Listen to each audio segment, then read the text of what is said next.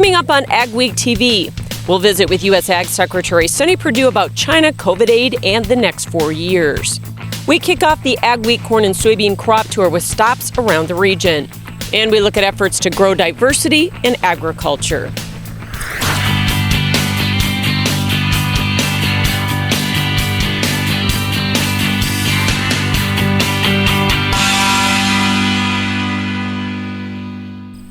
Welcome to AgweekTV. I'm Michelle Rook. COVID-19 in China have led the headlines in 2020.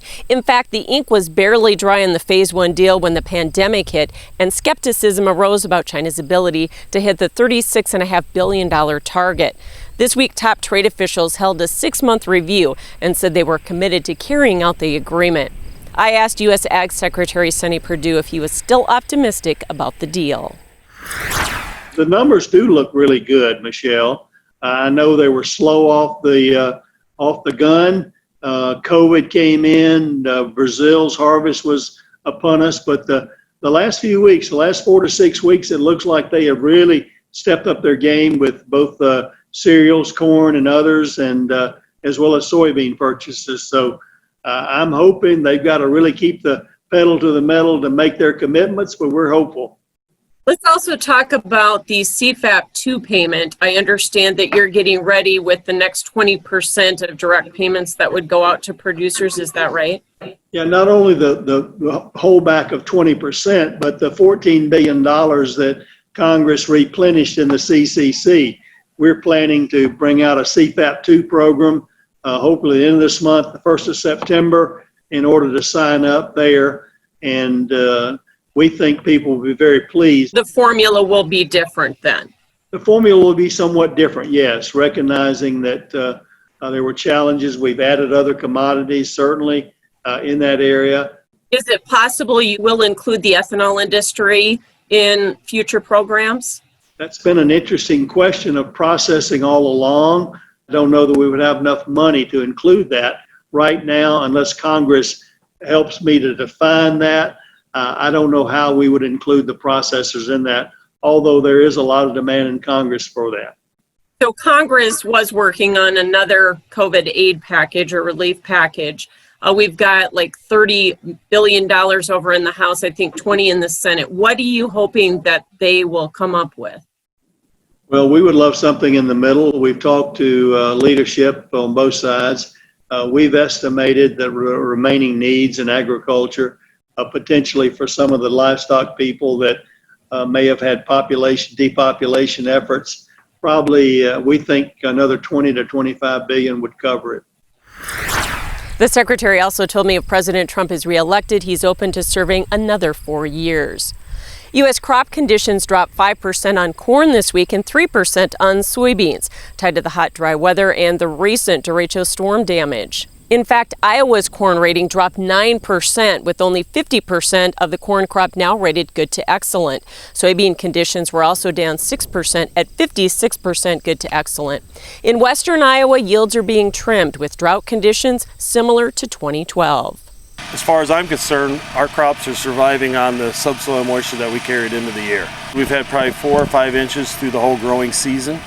According to the latest drought monitor, western Iowa is in D1 to D3 level drought. Speaking of drought, USDA is also changing some of the guidelines for emergency haying and grazing in the Conservation Reserve Program. The Farm Service Agency will get away from emergency requests that started at the county level and required state and national approval. Now those haying and grazing approvals for CRP will automatically be triggered by the drought level on the U.S. Drought Monitor. When counties hit D2 or severe drought, they would be eligible. Cattle producers in the region continue to fight for more negotiated cash trade and advanced policy to promote that at the National Cattlemen's Beef Association summer meeting. They're starting with a voluntary program to create robust price discovery and increase the amount of negotiated cattle packers bi-weekly. But if a certain threshold isn't hit, it triggers a legislative fix. Then there's a working group that's deliberating now to find triggers, and if those triggers are met, then the legislative regulatory solution NCBA will be in favor of and promote. Northern feedlots typically trade more negotiated cash cattle, but they want that to be the trend nationally to improve prices. Our producers are getting extremely frustrated. They're dealing with a disadvantage, and we need to level that playing field. The 5014 bill has also been introduced in Congress to mandate 50% negotiated cash cattle trade weekly. When we come back, we continue this season's crop tours with a look at row crops around the region. Keep your equipment in the field when you need it most with parts from Titan Machinery. We carry a full line of high-quality Case IH parts designed for optimal performance and durability. We also carry alternative parts options at lower price points with rugged designs for a great mix of affordability and performance to fit a wide variety of makes and models. Contact your local Titan Machinery location today or shop online at www.titanmachinery.com. Titan Machinery, your local Case IH parts leader. Calcine is one of the most effective products at fixing salty, compact soils while reducing irrigation needs. When added to your fields with water, it moves salt out of the root zone, resulting in improved soil structure, better nutrient holding capacity, and less water dependence. Use it in problem areas or in-row to improve root systems. Calcine, better farming through better soil. To learn more, contact Jim Erickson at ECO.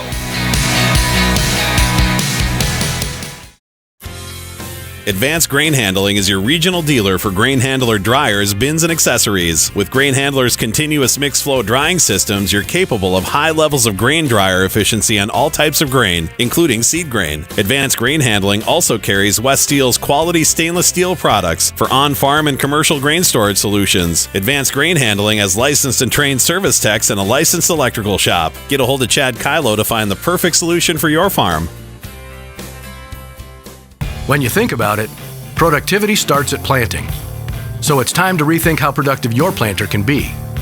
We did with the new Case IH 2000 Series Early Riser Planter. We rethought your row unit so it's tougher, more accurate.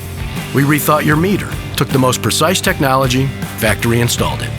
We rethought every inch of the Case IH Early Riser Planter to make it the most productive planter around.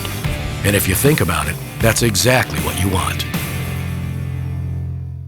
This is Dennis Belisky reminding you we do auctions and we do them well. You've built your operation with hard work, and when it's time to sell, all or part, you deserve the best. Details from repairs and preparation to promotion and settlements are not routine. Chances are you'll only do this once, so we'll tailor an auction just for you and get it done right. On site at your farm or added to one of our highly successful Alaris Center auctions, we have the skill, reputation, and integrity to meet your needs with best-in-class commitment and quality service. Find us at resourceauction.com or call 701-757-4015. The Agweek Corn and Soybean Crop Tour is brought to you by Ag Country Farm Credit Services, the North Dakota Soybean Council, Mosaic, K&T Dryers and Bins, and Steffes Group. Welcome back. This season, Agweek is hosting a crop tour series with many field days and other events canceled by COVID. A few weeks ago, we gave you a look at cereal crops around the region. Now we're focusing on corn and soybeans. We'll start with Jonathan Knudsen in East Central, North Dakota. I'm Jonathan Knudsen on Agweek's Corn and Soybean Tour here in Hillsboro, North Dakota, in the heart of the Red River Valley. I'm with Nate Van Wetschel, who's Sales Director for Valley United Co-op. Nate, what are you seeing in the area's corn crop this year? So I think this year we're looking at a fairly average crop. From the road, the corn looks really, really nice, but if you get out in it, there's a lot of low spots that have drowned out. So I think we've lost a lot of the top end on this corn crop this year, but I still think we're in for an average crop, and hopefully harvest will start sooner than it did last year. Okay. Of course, there were so many unharvested corn acres last year and some unharvested sugar beet acres too in your area. How has that affected the crop? So a lot of the unharvested corn acres did not get planted this year. Those were the acres that went to preventive plant. There was some corn that didn't get harvested till June this year, and that was a major factor in what guys were planting this past spring. So our corn acres were down substantially in this area.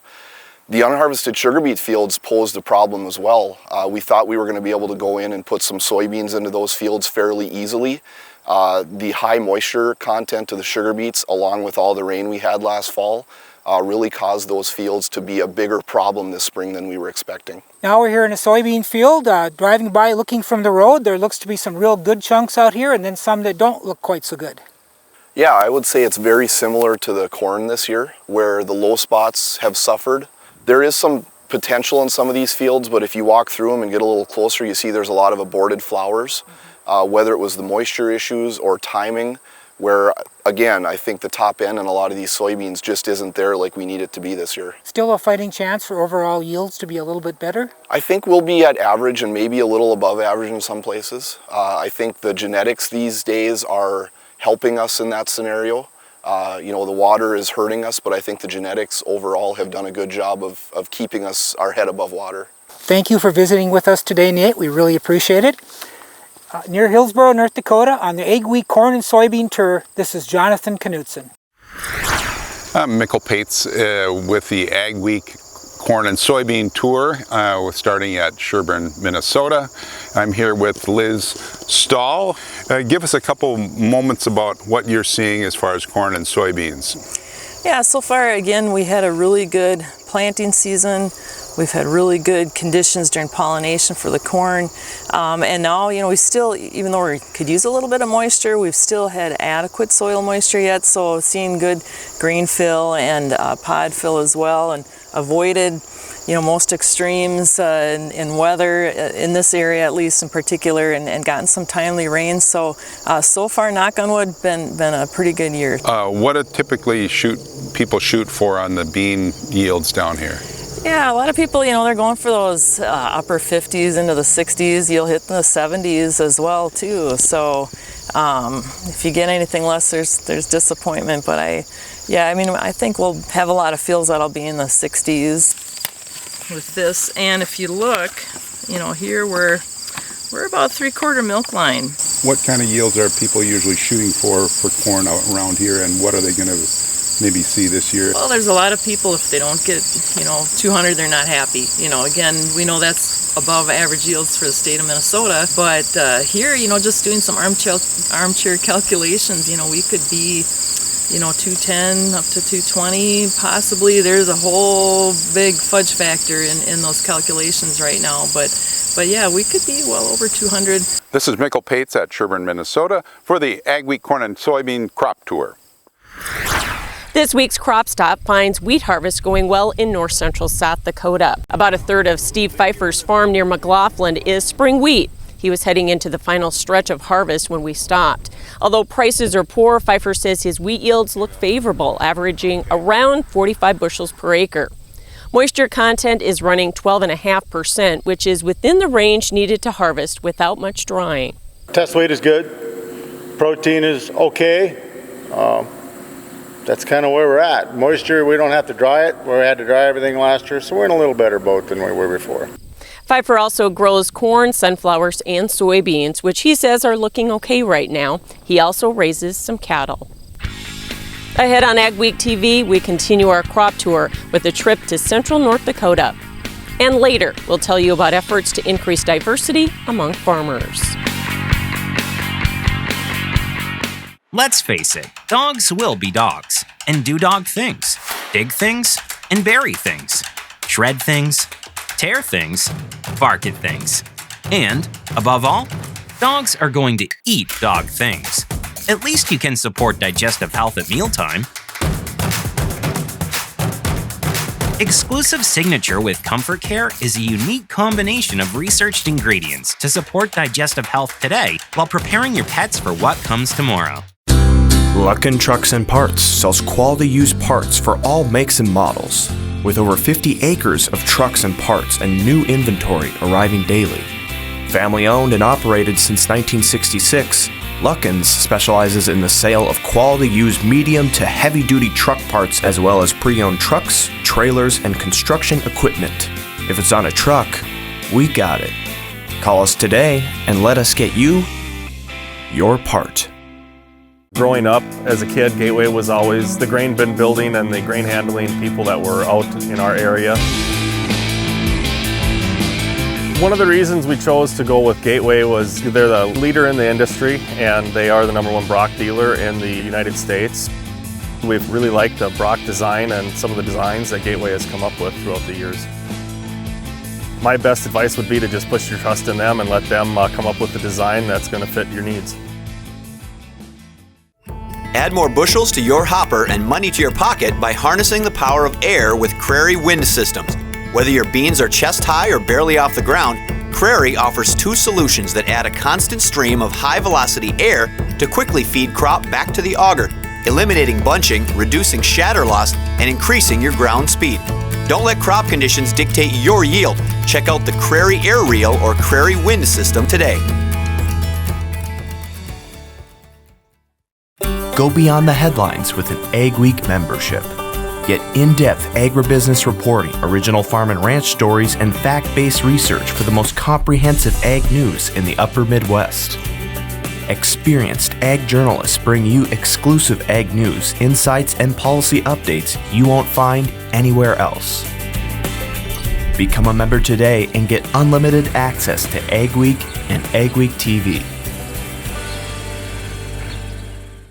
Crop conditions continue to deteriorate this week around the region with our hot, dry weather, but it looks like things are about to change. Here's John with our AgriWeather Outlook. Weather portion of the Agweek TV right now. We've got the 2-week forecast coming up. Let's talk first of all about Hurricane Laura. Long gone as a hurricane, but still impacting weather and rainfall across portions of the United States. 2 things are impacting the weather of the agricultural section of the Midwest and Great Plains. It's cooling down quite a bit in the northern part, starting to get a little early fall weather. And rainfall pattern now is shifting into a very definite dichotomy. It's dry in the west and it's rainy in the east, and some of that does have something to do with the remnants of Laura. Jet stream pattern right now starting to look much more like a common September pattern, much more higher amplitude, starting to see some little shifts and splits in the jet stream from time to time. Hot weather confined to the south, cooler weather starting to penetrate the north. Now let me clarify, when I show hot this time of year, I'm talking about highs at least in the 90s and maybe in the hundreds. When I'm talking cool, I'm talking really cool, not just a cool day like 70, but the cool air is like in the 50s, like below 60, in the 50s or in the 40s even for highs. That's what I'm talking about for cool weather. So with the jet stream beginning to show some signs of diving into the central U.S., one little split here over eastern Canada that it's not really a storm, it's actually a weaker flow of the jet. But it does mean it's going to allow this much cooler weather to drop down into south central Canada. There probably will be some frosts getting pretty far down south into Manitoba and Ontario. I don't expect that kind of weather into the States, at least not yet anyway.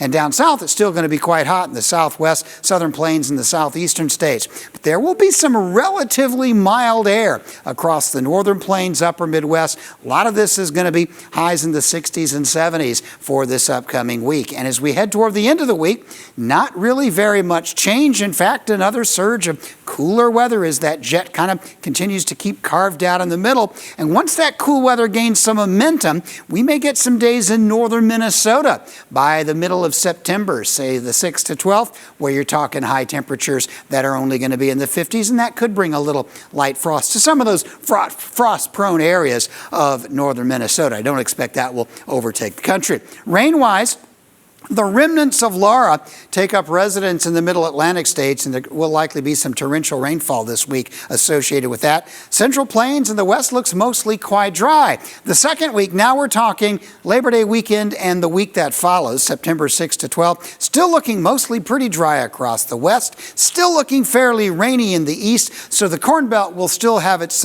showers, still get some chance to get a little more water on some of those fields, but the Great Plains from North Dakota down through Texas is looking fairly dry the next couple of weeks.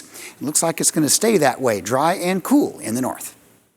At Superior Grain Equipment, we're committed to quality and service, offering you the best in grain storage and dryers for any size operation. Our experts will work with you to determine the most efficient and economical storage solution for your needs. We help protect your bottom line and your future with the industry's best bins and warranties. Make the superior choice for protection today and tomorrow with Superior Grain Equipment. 2020 has started off where 2019 left off, with a lot of uncertainty and concern. Is your farming operation ready to take the volatility this year has to offer? Do you have a marketing plan in place to take advantage of opportunity? Are you finding it hard to separate the noise from the news? Talk to the professionals at Martinson Ag. We can help you make sound risk management decisions that will help your operation survive during these unusual times.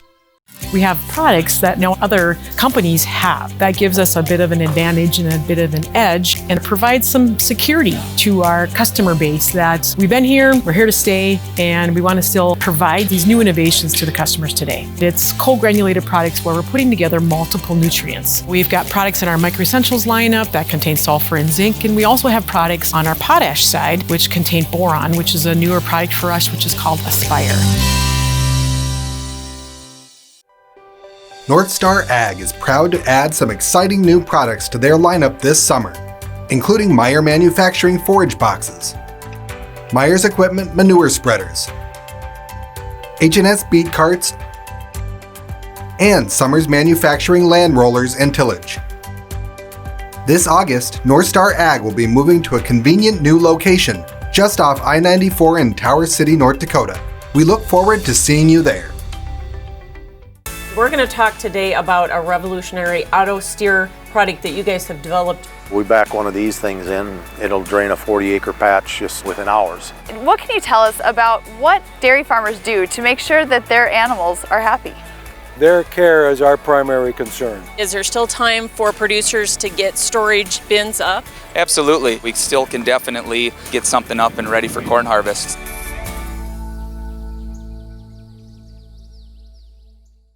Welcome back as we continue our Agweek corn and soybean crop tour with a stop in central North Dakota. Here's Jenny Schlecht. I'm Jenny Schlecht here northwest of Eldridge, North Dakota with Curtis Kropp of Agtegra Cooperative. And Curtis, tell us about these soybeans that we're standing in. I think these are pretty good soybeans. We've had the right conditions there for the season, and I'm looking forward to combining them in 3 weeks or 2 a month. What are your yield estimates right now on beans that you're seeing in this area? I think a lot of the beans in the area that I'm in here will be, 40, mid 40 bushel range, unless they're on some tougher ground, then it might be a little different. But for the most part, they look really, really good. Okay, now we're standing in some corn. Tell us what we've got going on here. Well, the corn was a little different story this year. We had a really hard time getting it planted. There was a lot of acres that never got planted at all, and the acres that did get planted into really wet soil, and wasn't really the best conditions as far as that goes starting out the season. But for the most part, the corn that did get seeded, even though they might have been smaller patches out in fields, I still think the corn will be fairly decent all the way through. There will be a lot of, in our area, 150 to 170 bushel corn. It's just that the fields are only 40 acres instead of 150. Just because everything was so wet and we just couldn't get it planted. There's a lot of corn out there that got really mudded in, and a lot of sidewall compaction, a lot of other issues throughout the season. And some of it's going to be pretty good corn, and some of it should maybe just get chopped. How much prevented planting acreage are you guys seeing in your business? I would say just from a lot of the stuff that we encountered from this spring, there was every bit probably around 40% prevented plant acres that never got seeded this year, just because it was so wet, and a lot of that ended up being on the corn acres. So there was a lot of corn acres that never got seeded. Thanks, Curtis. On the Agweek crop tour near Eldridge, North Dakota, this is Jenny Schlecht. There's an effort underway to get more black farmers in the upper Midwest. 2 GoFundMe campaigns are running now in Minnesota and Wisconsin to raise money to help buy farmland for black farmers. According to the latest census of agriculture, only about 1.5% of the country's 3.4 million farmers identify as black. Minnesota's Ag Commissioner says there's not a lot of land available in his state, and what is typically small, making it easier for smaller farmers to get started. The easiest way to get into farming is to be in a family or have it passed to you, obviously. And so finding new farmland is tough, and it's also competitive. When we are in a downturn, even with ag, land prices are still very competitive. Peterson says there are 40 to 60 black farmers in the state, and that could double by the next census. Still ahead on AgweekTV, we'll see how the pandemic is keeping a big delegation from attending Big Iron.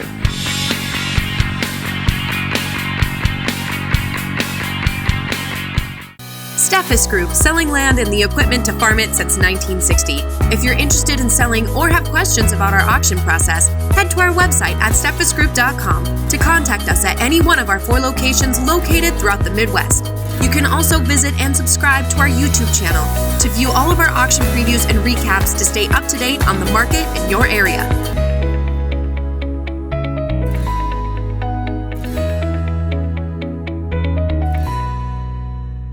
For Agweek, this is Mikkel Pates at Watertown, South Dakota. We'll look at the positive impacts that dairy can have on the community. A Minnesota couple has put a grain bin to a new use. Spoiler alert, it's not grain. This elaborate system of tubing with the downhill slope is how Maplewood State Park gathers sap to make syrup. Thanks for joining us for this week's edition of Agweek TV. Remember, for all your ag news, go to agweek.com or follow us on Facebook and Twitter as well. Agweek brings you timely agriculture news from field to fork in digital, print, and television. Fresh every week, join Jenny Schlecht from the Agweek editorial team and me, Al Windmill, from the sales and marketing team for a deeper dive into farm and ranch stories, along with guest interviews with personalities from the world of agriculture. If you're involved in farming, ranching, or agribusiness, the Agweek podcast is the show for you. I'm Jenny Garth, and as a mother of 3, I know kids worry about a lot of things. Getting enough food to eat shouldn't be one of them. But here in America, that is a real worry for 1 in 5 children. Even though we are one of the most food-rich countries in the world, 15 million children don't know where their next meal is coming from.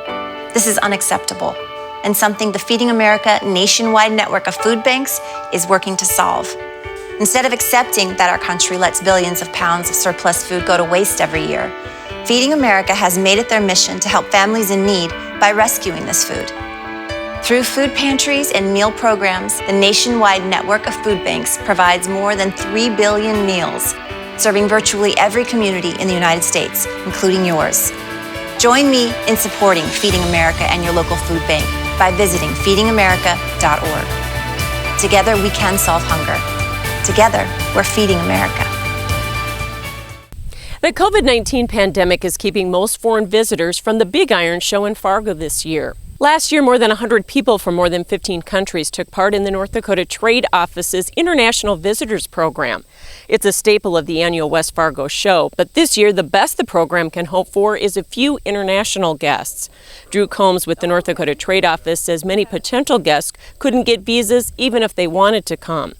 He says the loss will be felt because it's an effective way to market local farm machinery and other farm products.